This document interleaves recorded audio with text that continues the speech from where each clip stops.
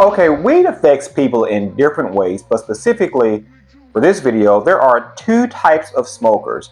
There's the smoker where weed brings them out of their shell. I can talk to people when I'm high. They can talk to people more. They can communicate better. They can think more. They become more. Weed helps me tolerate bullshit. Tolerating of people. They're funny, charismatic, laid back, chill. And weed pretty much helps them be a better communicator with people. Then there's the smoker who they smoke weed and they just completely shut down. They become a recluse. They become, I just shut down when I smoke weed. They become caged in. They're like a sitting rock. They're just sitting there all comatose. But weed affects them differently. But back to that first person where when they're not smoking weed, they're reserved or they're shy. They don't like to talk to people. Now, like myself, I evolved into being a shy person. And I did notice when I was smoking weed, I was more talkative. Sometimes I could talk too much. Weed didn't necessarily make me become quiet, but make me actually be more of a conversationist. Maybe we can say it made things more interesting, made me want to talk more. But whatever the case, I could say that weed brought me out of my shell.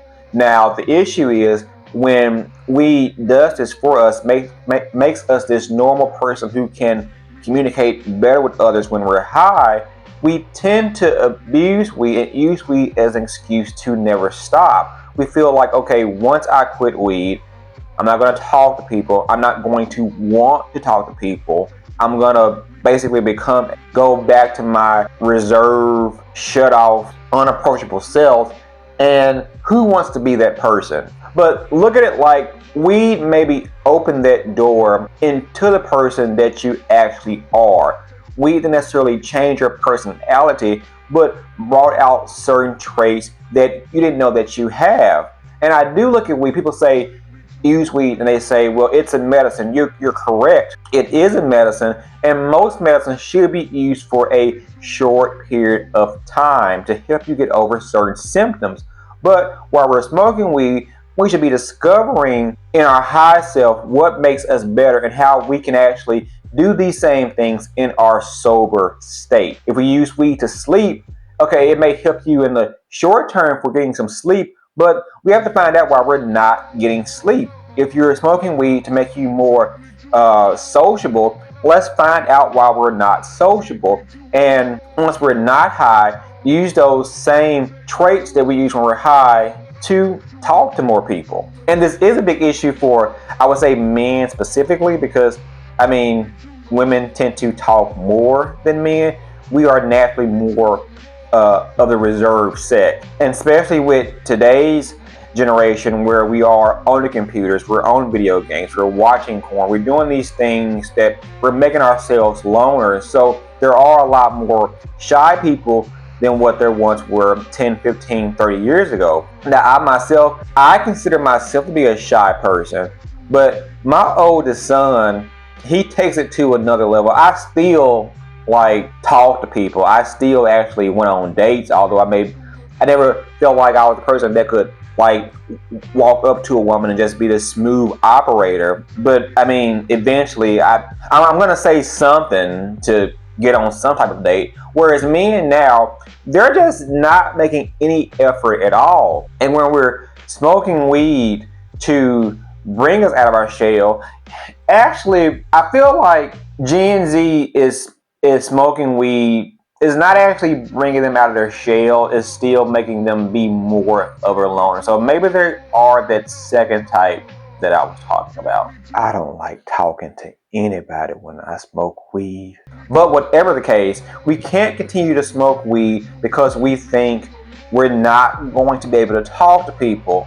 We have to put ourselves out there. We have to, in order to meet friends, meet our spouse, meet somebody we want to go with or be in a relationship with, we have to put ourselves out and be willing to let our guards down and open our mouths and talk. Again, if we allowed you to come out of your shell Find out how you felt when you were coming out of your shell, when you were high, and try to use these same methods when we're not high. Now, if weed is making you entertain conversations that maybe you would not if you were sober, maybe that's just like not a good person to talk to, or just conversation that just non-fruitful. Another topic. But if you're wanting to meet people, meet friends, meet a person, and come out of your shell, don't use weed as a crutch to feel like you need that in order to talk to people. Things like talking, sleeping, eating, these things are body's natural things that your body has to do. And when we tend to use weed in order to dictate those things, that's when weed has become an issue in our lives. So if you're shy and you're using weed to be unshy, knock it off. And be content with your shyness. Not saying that you should never, if you're a shy person, more reserved, or an introvert, I'm not saying you should become an extrovert. Also, be content with who you are. Now, like I said, I'm more of a introvert or shy or quieter person, but at this point in my life, in my late 30s, I am content with that. I'm not trying to fit a certain box, fit a certain mode. But when I need to talk to people, when I need to voice something or be communicative, I can do that without being high. So, in ending, don't use weed as a crutch to not talk to people.